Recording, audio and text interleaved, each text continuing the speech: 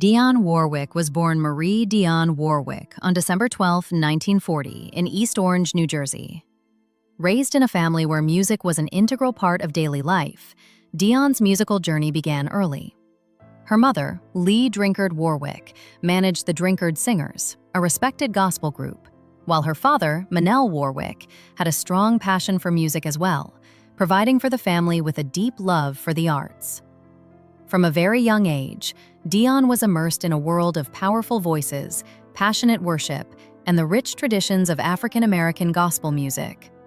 Her childhood was defined by rehearsals, performances, and church services, all of which laid the foundation for her eventual career in music. Dionne's family connections were also incredibly significant. Her cousin, the legendary Whitney Houston, would go on to become one of the greatest vocalists of all time, and another cousin, Dionne Warwick, also found success in the music industry.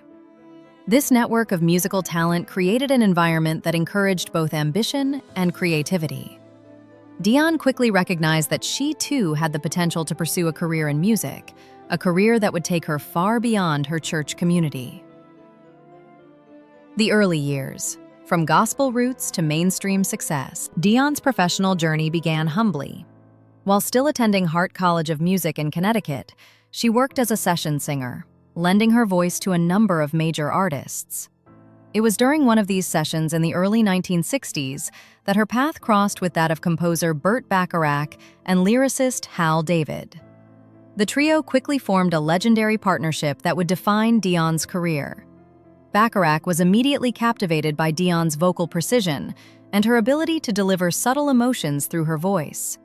Together with David's poignant lyrics, they crafted songs that showcased Dionne's unique strengths, her ability to blend sophistication with warmth and vulnerability with confidence. Her first major hit, Don't Make Me Over, released in 1962, marked the beginning of her rise to stardom. Over the next few years, she released a string of unforgettable hits, including Walk On By, Anyone Who Had a Heart, Message to Michael, I Say a Little Prayer, and Do You Know the Way to San Jose? These songs not only dominated the radio, but became cultural milestones, blending elegance with accessibility. Dionne Warwick quickly established herself as one of the premier female vocalists of the 1960s and 1970s, achieving icon status, music, awards, and humanitarian work. Dionne Warwick's career continued to flourish, with more than 100 million records sold worldwide and over 50 singles on the Billboard charts. Her smooth, mezzo-soprano voice carried an unmistakable emotional weight, making each song feel both intimate and universal. Throughout the 1970s, she signed with Warner Brothers and later Arista Records, where she experienced a resurgence under the guidance of industry mogul Clive Davis. Hits like I'll Never Love This Way Again and Deja Vu won her new Grammy Awards and reaffirmed her ability to evolve with the changing tides of popular music. One of the standout moments of Dionne's career came in 1985, when she teamed up with Elton John, Gladys Knight, and Stevie Wonder to record That's What Friends Are For. The song, initially a simple collaboration, turned into an anthem of compassion as the proceeds were directed toward AIDS research. It became a chart-topping success and served as a symbol of Dionne's ability to use her platform for good. The song also marked a defining moment in the fight against AIDS, demonstrating Warwick's capacity to bring attention to crucial social causes. Collaborations and continued success. Throughout her career, Dionne Warwick collaborated with some of the biggest names in music, from Isaac Hayes and Smokey Robinson to Luther Vandross and Jeffrey Osborne. She demonstrated an uncanny ability to blend her voice seamlessly with others, transcending genres and generations. Her collaborations were not just professional but also personal, as she formed lasting bonds with many of her musical peers. Dionne stood as a unifying figure in the music world, always able to maintain her individuality while also complementing those she worked with. Beyond her musical accomplishments, Dionne Warwick has also devoted much of her time to humanitarian and charitable work. In 2002, she was appointed a global ambassador for the United Nations Food and Agriculture Organization, FAO. This role allowed her to raise awareness about global hunger and food security, especially in developing countries. Dionne's advocacy also extended to issues like HIV/AIDS stigma, racial inequality, and poverty. Her work with That's What Friends Are For exemplified her ability to use her fame and influence to bring attention to important social causes, and she continued to fight for justice and equality in all aspects of her life. Even as musical trends evolved in the 1990s and 2000s, Dionne remained a relevant and respected figure. Her distinctive phrasing and ability to deliver emotional clarity in her performances ensured that her music would continue to resonate with audiences across generations.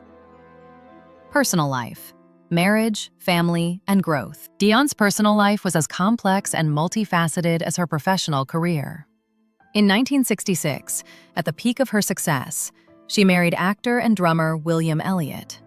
Their marriage attracted considerable attention, partly because Dionne was already an international star, and Elliott was a respected jazz drummer and actor.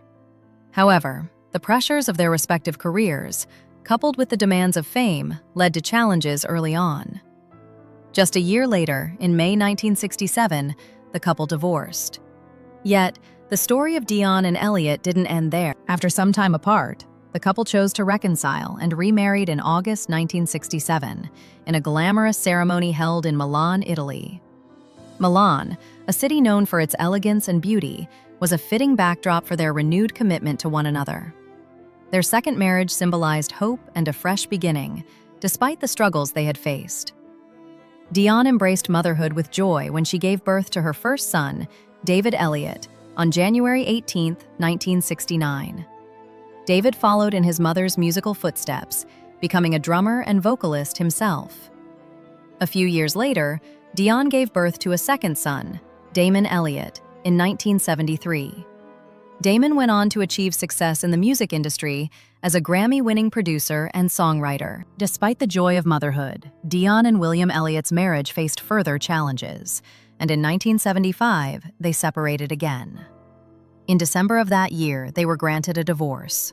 Though their relationship ultimately didn't stand the test of time, the experience of marriage, reconciliation, and motherhood deeply influenced Dionne's personal growth and understanding of resilience. A deep connection with Frank Sinatra. At 84 years old, Dionne Warwick made a deeply personal confession about one of the most iconic figures in music history, Frank Sinatra. Known for her poise, grace, and professionalism, Dionne rarely spoke openly about the emotional impact certain figures in her life had on her. However, when reflecting on Sinatra, she admitted, "He was the only one who could do that to me." Her voice, soft and reflective, carried the weight of decades of admiration and memories. Sinatra, a man whose presence could command any room, left an indelible impression on Dionne.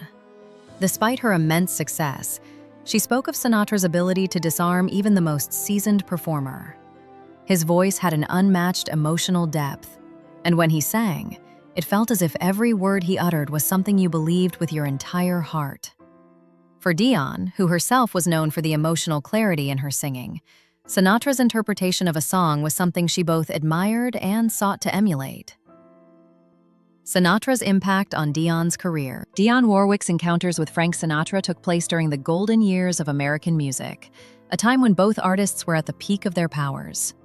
They performed on the same stages, attended the same events, and shared mutual friends in the music industry. But Sinatra was unlike anyone Dionne had ever met. She recalled how, when he entered a room, it was as if everyone instinctively adjusted to his presence, his rhythm. Even in a room full of stars, Sinatra had a way of commanding attention without raising his voice. What stood out to Dionne was how Sinatra lifted her both musically and personally. He shared with her the importance of staying true to herself in an industry that often tried to place artists in restrictive boxes. "Don't let them put you in a box, baby," he once told her. "You sing what you feel, and the people will feel it too." These words stayed with Dionne for the entirety of her career, helping her cross genres with ease and navigate the complex landscape of fame. Sinatra's belief in her was something Dionne would never forget. She revealed that, even amidst the whirlwind of celebrity life, Sinatra always made her feel seen. "If Frank was there," she said, "he'd find a way to let me know I mattered." In a world where stars often found themselves lost in the noise of fame, Sinatra had a way of making those around him feel like they were the most important person in the room. A lasting influence. Looking back over her incredible career, Dionne Warwick credits Frank Sinatra as one of the defining figures in her life. Though she worked with legendary artists like Burt Bacharach, Hal David, Stevie Wonder, and many others, Sinatra's place in her life held a special, irreplaceable significance. "Frank was larger than life," Dionne said, "but he never made me feel small. Instead, he inspired me to rise, to bring my fullest self to every stage, every note, every song." As she reflects on her legacy at 84, Dionne's confession about Frank Sinatra is both a tribute to a man who shaped her journey and a reminder of the profound impact that great artists can have on one another. Even the most iconic voices can be moved by the presence of someone who understands the power of music and the importance of connection. For Dionne, Sinatra was more than just a peer. He was a mentor, a friend, and a guiding force who reminded her of the emotional core that music can provide. In her words, Dionne Warwick demonstrates that even the strongest voices are sometimes humbled by the presence of greatness. Sinatra's influence on her life and career will forever remain a touchstone, a reminder that the most powerful connections are those that transcend fame, competition, and ego.